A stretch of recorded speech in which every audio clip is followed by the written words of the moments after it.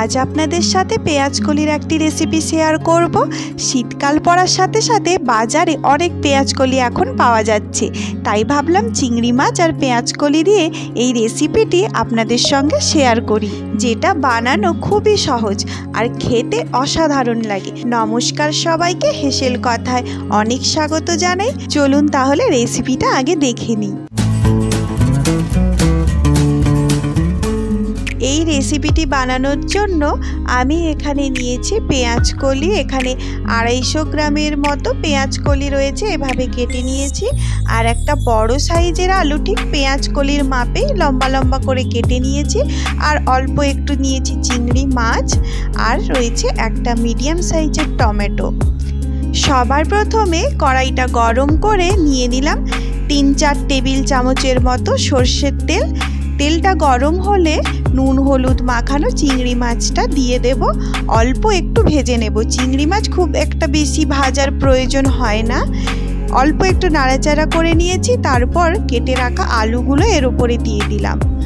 ভালো করে একটু নাড়াচাড়া করে 2 মিনিটের মতো একটু ঢাকা দিয়ে আলু আর চিংড়ি মাছটা ভেজে নেব। 2 মিনিট পর ঢাকা খুলে অল্প নেড়ে চেড়ে একে একে সব কিছু এর মধ্যে দিয়ে দেব। প্রথমে পেঁয়াজ কলিটা দিয়ে দিলাম, তারপরে কেটে রাখা টমেটো আর 4টে কাঁচা লঙ্কা, স্বাদ মতো লবণ, পরিমাণ মতো হলুদ গুঁড়ো, অল্প একটু লাল লঙ্কার গুঁড়ো, জিরে গুঁড়ো, আর দিলাম 1.5 চামচ সর্ষে পোস্ত বাটা। খুব সামান্য অল্প একটু জল দিয়ে এই সব কিছু ভালো করে মিশিয়ে নিতে হবে।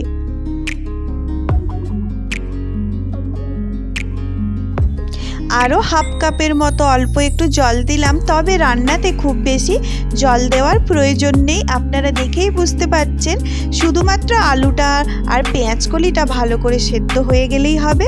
স্বাদ মতো অল্প একটু দিলাম চিনি। এবার সব কিছু ভালো করে মিশিয়ে নিয়েছি। রান্নাতে আর বিশেষ কোনো ঝামেলা নেই। এবার এটা ঢাকা দিয়ে লো টু মিডিয়াম আঁচে 10 মিনিট রান্না করে নেব।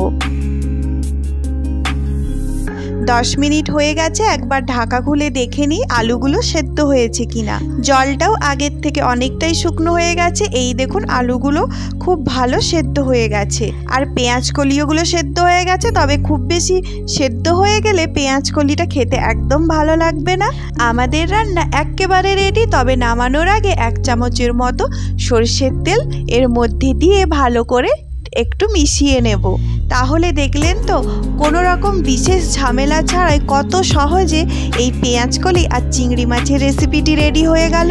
আপনারা হয়তো পেঁয়াজ কলির অনেক রেসিপি এর আগে খেয়েছেন, তবে একবার এইভাবে চিংড়ি মাছ দিয়ে পেঁয়াজ কলি বাড়িতে বানিয়ে দেখুন, ভাতের সাথে খেতে অসাধারণ লাগে। আশা করি আজকের এই সহজ রেসিপিটি আপনাদের সবার ভালো লেগেছে।